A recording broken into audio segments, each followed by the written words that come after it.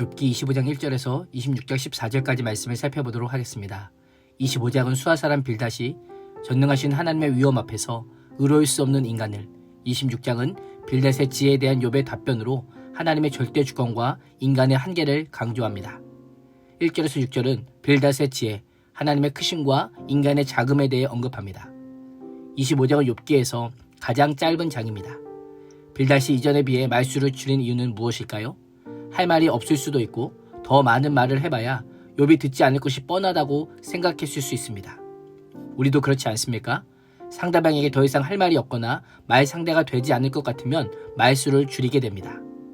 빌닷은 주권과 위엄을 가진 하나님께서 지극히 높으신 곳에서 화평과 평화로 세상을 통치한다고 선언합니다. 하나님의 화평을 주권과 위엄과 연결지음으로 힘과 권능이 없이는 평화를 이룰 수 없다고 생각했던 것 같습니다.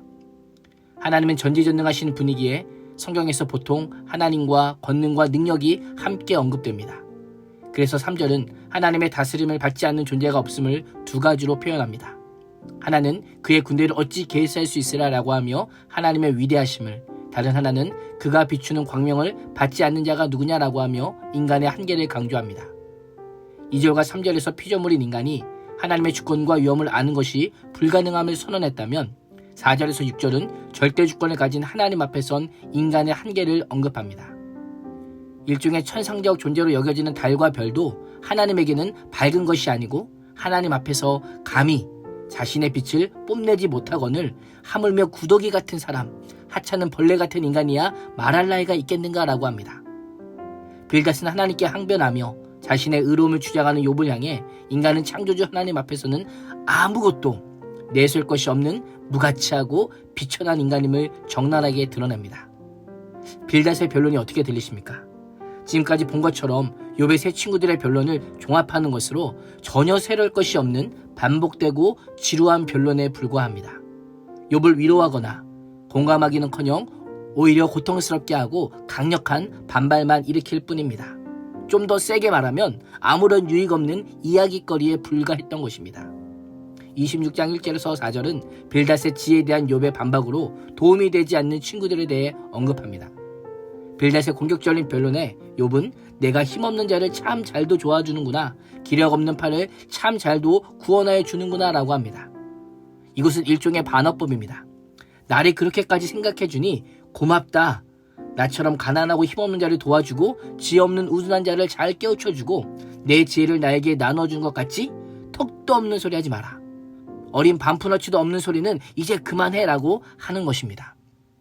26장 5절에서 14절은 하나님의 절대 주권과 인간의 한계를 언급합니다. 25장에서 빌닷이 하나님의 주권과 위엄은 높은 곳과 하늘에 대해서만 언급했다면 욥은 논의의 시야를 하나님의 주권에 미치는 공간까지 확장합니다. 그 첫 번째가 죽음의 공간인 수올입니다. 살아있는 사람이 접근할 수 없는 죽은 자들의 공간이지만 하나님께는 그곳까지 모두 훤히 드러나는 곳입니다. 두 번째는 하늘입니다. 욥은 하나님께서 보자기처럼 구름으로 물을 잘 싸매셔서 구름 안의 물이 땅으로 떨어지지 않는다라고 합니다. 하나님께서 창조하신 자연을 운행함에 있어서 실수가 없으신 하나님을 소개하고 있습니다. 오늘날로 표현하자면 천동설이 아닌 지동설을 주장하는 겁니다.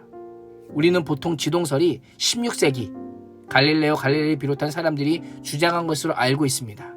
그런데 그때보다 훨씬 전인 지금부터 약 4,000년 전에 욥이 지구가 우주 공간에 매달려 있음을 안다라고 하는 것은요, 하나님께서 주신 지혜가 아니면 도무지 알 수 없었던 것입니다.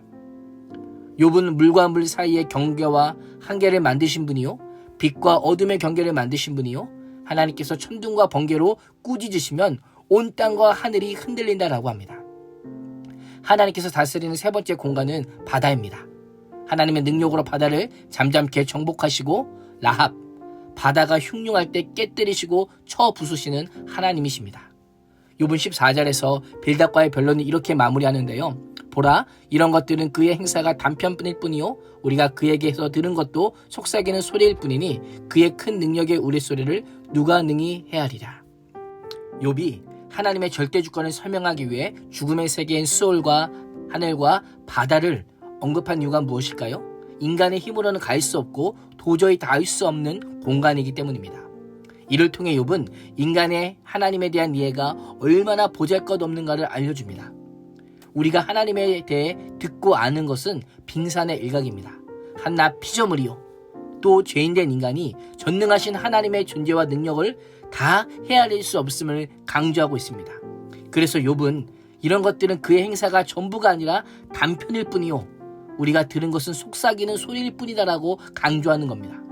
우리가 하나님의 주권과 위엄을 헤아리기에는 너무 부족한 점을 고백할 수밖에 없기에 하나님의 놀라우신 권능에 순복하는 것이 최고의 지혜다라는 것을 알려주고 있는 겁니다.